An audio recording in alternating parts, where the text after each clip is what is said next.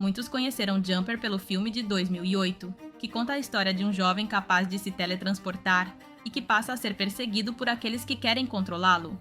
No entanto, essa adaptação se afastou bastante do livro e ainda deixou a história incompleta. No romance de Stephen Gould, a trama é muito mais crua e humana, e hoje vamos revelar o verdadeiro final que o filme nunca mostrou. A história começa com David Rice, um adolescente de 17 anos que vive em Stanville, no estado de Ohio. Sua vida é marcada por um sofrimento constante causado pelo pai, um homem alcoólatra e violento. Numa tarde, a violência dentro de casa se intensifica quando o pai invade o quarto, furioso porque David não havia cortado a grama. O homem, exalando um forte cheiro de uísque, arrasta David e se prepara para golpeá-lo com a fivela grossa do cinto, um ato de crueldade que já havia acontecido antes. Naquele instante de terror absoluto, quando David espera o impacto, algo inacreditável acontece. Seu corpo reage por puro instinto, desesperado para fugir, e de repente, o quarto simplesmente deixa de existir. Em um piscar de olhos, David se vê em pé na biblioteca pública de Stanville, a salvo e longe do pai. David não entende o que aconteceu. No início, pensa que sofreu um apagão mental por causa do trauma, mas logo percebe que descobriu uma habilidade extraordinária. Ele pode se teletransportar ou saltar. Cansado dos maus tratos, decide abandonar o lar e começa uma viagem pegando carona em direção ao oeste. Em uma parada de caminhoneiros, conhece um caminhoneiro chamado Topper Robbins, que lhe oferece comida e transporte. O que parecia um ato de bondade se transforma em um pesadelo quando Topper tenta abusar de David, com a ajuda de outros homens, em um lugar isolado. No meio da agressão, seu instinto de sobrevivência se ativa novamente e ele se teletransporta de volta à segurança da biblioteca de Stanville. Traumatizado e ferido, David retorna brevemente para casa, enquanto o pai dorme profundamente. Ele pega um pouco do dinheiro que o homem mantinha escondido, reúne suas coisas e decide ir embora para sempre, seguindo rumo à cidade de Nova York. Ao chegar à grande cidade, se depara com a dura realidade de ser um menor de idade sem teto, sem documentos e completamente sozinho. Hospeda-se em um hotel decadente e tenta conseguir trabalho, mas ninguém o contrata sem número de seguridade social nem estudos. O desespero aumenta quando é assaltado e brutalmente espancado na rua, perdendo o pouco dinheiro que ainda lhe restava. Ferido e sem opções, David entende que sua habilidade é a única ferramenta que tem para sobreviver. Ele começa a experimentar seus poderes e descobre que pode saltar para qualquer lugar que consiga visualizar claramente em sua mente. Após um planejamento cuidadoso, decide roubar um banco. Usa sua habilidade para entrar no cofre de uma agência do Chemical Bank, em Nova York, durante a noite. Leva quase $1 milhão em dinheiro vivo, sem deixar qualquer sinal de arrombamento. Com o dinheiro, Dave começa uma nova vida. Muda-se para um apartamento decente, compra roupas novas e passa a se educar sozinho por meio da leitura, assistindo a peças de teatro e visitando museus, tentando preencher o vazio deixado pela educação interrompida e pela infância roubada. Algum tempo depois, David assiste a uma peça da Broadway, onde conhece Millie Harrison, uma estudante universitária de Oklahoma que está de visita a Nova York. Apesar de ela ser alguns anos mais velha, surge uma conexão imediata entre os dois. David, que se sente profundamente sozinho, passa a valorizar a companhia de Millie acima de qualquer outra coisa. Eles passam um tempo juntos, explorando a cidade e, mesmo depois de Millie voltar para a universidade, continuam em contato constante por telefone. David usa seu dinheiro e seu tempo livre para tentar localizar a mãe, Mary Niles, que abandonou a família quando ele tinha 12 anos. Ele viaja até a Flórida para procurar o avô materno, apenas para descobrir que ele havia morrido anos antes. Ainda assim, consegue encontrar o advogado que cuidou do patrimônio da família materna. O advogado, Leo Silverstein, revela uma verdade dolorosa. Sua mãe não o abandonou por falta de amor, mas porque precisou fugir para salvar a própria vida dos abusos sofridos pelo pai de David. Ela havia sofrido ferimentos graves, que exigiram reconstrução facial e tratamento psiquiátrico. Silverstein se recusa a dizer onde ela está, com medo de que o pai de David a encontre, mas aceita enviar uma carta em nome dele. Enquanto isso, o relacionamento com Millie avança. David viaja até Stillwater, em Oklahoma, para visitá-la. Lá, ele se depara com o ex-namorado de Millie, Mark, que tenta intimidá-lo durante uma festa. Em um momento de tensão, David usa seu poder para teletransportar Mark para longe da festa, deixando-o completamente confuso em um aeroporto a quilômetros dali. Millie desconfia de que algo estranho aconteceu, mas David não revela seu segredo. A relação entre eles se aprofunda, e os dois consomam o amor, marcando um momento crucial de intimidade e confiança na vida de David. A carta de David chega às mãos de sua mãe, que finalmente entra em contato com ele. Eles têm conversas telefônicas emocionantes, tentando curar as feridas do passado. Ela conta que agora vive na Califórnia, e os dois combinam de se encontrar em Nova York antes de ela partir para a Europa. O reencontro com a mãe é profundamente agridoce. David a recebe no aeroporto e percebe o quanto ela mudou fisicamente por causa das cirurgias, mas sua voz e seu carinho continuam os mesmos. Eles passam um fim de semana juntos em Nova York, conversando e tentando reconstruir o vínculo entre mãe e filho. Ela fala sobre o processo de recuperação por meio de programas de apoio e pede desculpas por tê-lo deixado para trás, reconhecendo a dor que isso causou. David, por sua vez, tenta mostrar que está bem, escondendo a verdadeira origem de seu dinheiro e sua habilidade de teletransportação. A tragédia acontece pouco depois da partida dela. David vê nas notícias que o avião em que sua mãe viajava foi sequestrado por terroristas no Mediterrâneo.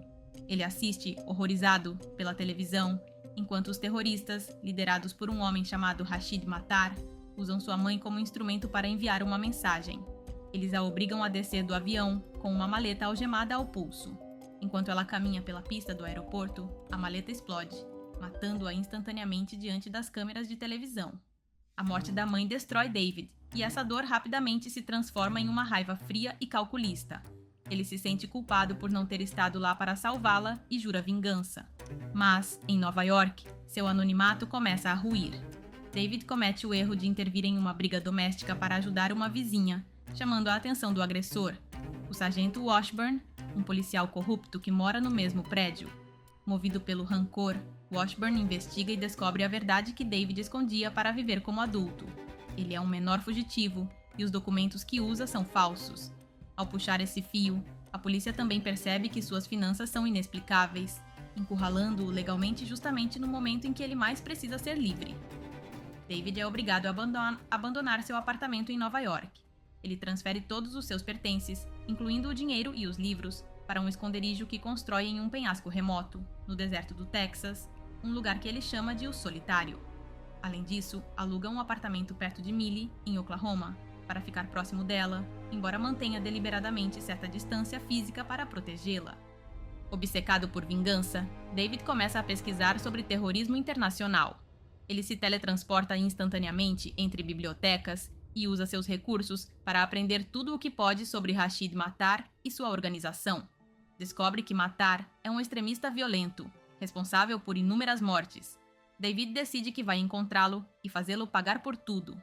No entanto, seus movimentos acabam chamando a atenção da Agência de Segurança Nacional, NSA. Um agente chamado Brian Cox começa a rastrear David depois de notar inconsistências impossíveis em seus deslocamentos. David aparece em fotografias na Argélia e, poucas horas depois, é visto em Washington, D.C., no mesmo dia, algo fisicamente impossível usando voos comerciais. Cox e a NSA concluem que David possui algum método de transporte desconhecido ou uma tecnologia extremamente avançada. David tenta obter informações com um especialista em terrorismo, o Dr. Preston Smythe, em Washington. Lá, ele cai em uma emboscada armada por Cox e outros agentes da NSA. Cox confronta David com as provas de suas viagens impossíveis. Em vez de se render, David escapa saltando diante dos agentes, confirmando as suspeitas mais extremas da agência e se tornando um alvo de altíssima prioridade para o governo dos Estados Unidos. A situação se torna crítica quando a NSA, incapaz de capturar David, decide usar Millie como isca para atraí-lo. Ela é sequestrada e mantida em cativeiro para forçar David a se entregar. Quando descobre isso, a fúria de David se volta completamente contra a agência de inteligência. David declara guerra pessoal à NSA. Ele liga para Cox e exige a libertação de Millie, ameaçando consequências graves. Diante da recusa em negociar, David inicia uma campanha de intimidação sistemática. Usa seu poder para invadir escritórios e casas de agentes da NSA, agarrá-los e teletransportá-los para lugares remotos e hostis ao redor do mundo, sem qualquer aviso, como desertos ou aeroportos distantes, deixando-os lá sem dinheiro e sem documentos. David prova que ninguém consegue detê-lo. Ele entra em prédios altamente protegidos, em residências cheias de seguranças e leva quem quiser sem deixar qualquer vestígio.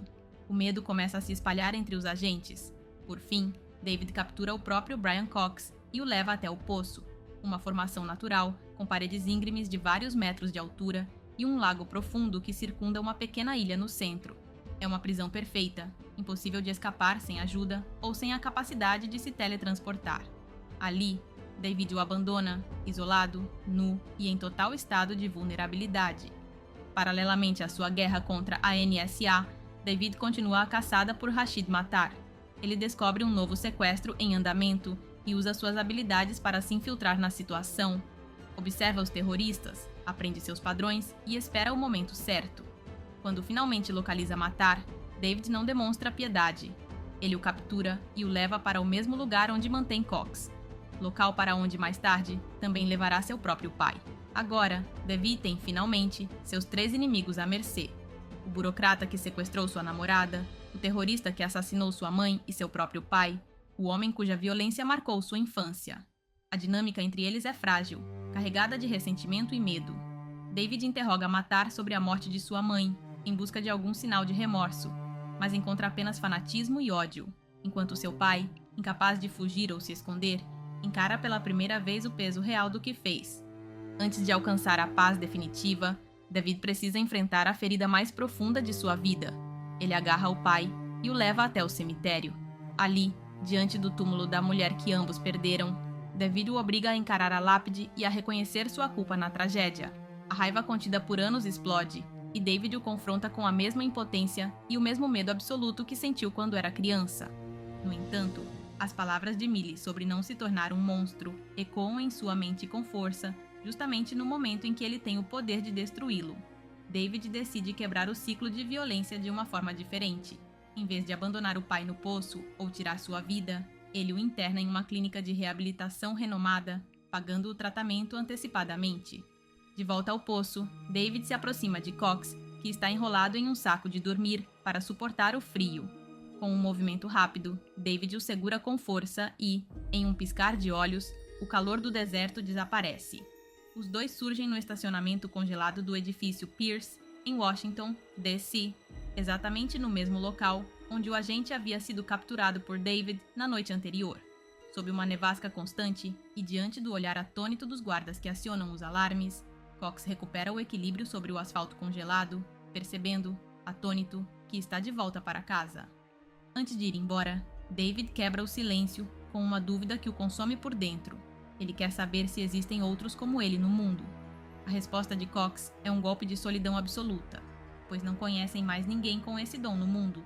Com o coração apertado por saber que é único e está sozinho, David faz sua advertência final.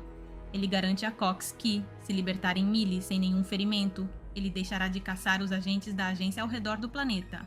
A ameaça fica suspensa no ar, enquanto Cox treme de frio e medo, entendendo que a liberdade da garota é a única coisa que o separa da fúria de um homem que pode estar em qualquer lugar da Terra. Millie é libertada e retorna ao seu apartamento. David se reencontra com ela e, apesar de ainda estar aterrorizada com tudo o que aconteceu, seu amor por ele permanece. David finalmente revela toda a verdade sobre seus poderes, mostrando como sua teletransportação funciona e levando-a até seu refúgio no Texas. David organiza a troca final. Ele entrega Matar às autoridades em um aeroporto neutro, garantindo que a imprensa esteja presente para impedir que a NSA tente traí-lo ou encobrir a captura de Matar. David faz questão de que ele enfrente a justiça, embora a tentação de matá-lo com as próprias mãos tenha sido imensa. Finalmente, David retorna com Millie ao poço, tentando encerrar um capítulo que, embora oficialmente concluído, ainda pesa sobre ele. David tenta explicar: seu pai está em reabilitação, Matar está sob custódia, mas nada disso lhe traz paz. Tudo parece incompleto, como se a ferida ainda permanecesse aberta. Millie o escuta com paciência e faz a pergunta que ele vinha evitando encarar: se o pai algum dia reconheceu de verdade o dano que lhe causou. David admite que não, que ele apenas pediu desculpas para evitar conflito, sem assumir de fato a responsabilidade pelo que fez. Frustrado, David começa a jogar pedras na água, cada uma carregada de anos de dor e de esforços em vão. Millie o lembra de que talvez ele nunca receba a validação que procura, que existem pessoas incapazes de reconhecer seus próprios erros, e que fugir se teletransportar para longe, nunca vai salvá-lo de si mesmo. David desmorona. A dor é profunda. Millie o abraça, o sustenta. Pela primeira vez, ele aceita que precisa de ajuda. Pede que ela o acompanhe na busca por um terapeuta profissional e ela aceita sem hesitar. Para aliviar o clima, David desaparece por um instante e retorna com um colar havaiano feito de orquídeas, um lei, símbolo tradicional de afeto e boas-vindas, que ele coloca ao redor do pescoço de Millie antes de beijá-la. Ela brinca dizendo que o presente não combina nem um pouco com aquele poço, e David a pega nos braços, pronto para levá-la embora, teletransportando-se, ou saltando, para um lugar onde o colar de flores finalmente faça sentido. Conta pra gente nos comentários qual outra saga de filmes ou séries você gostaria que a gente mostrasse o verdadeiro final. E lembra, se você curte esse tipo de vídeo, a melhor forma de nos apoiar é deixando um like e se inscrevendo no canal. A gente se vê no próximo vídeo!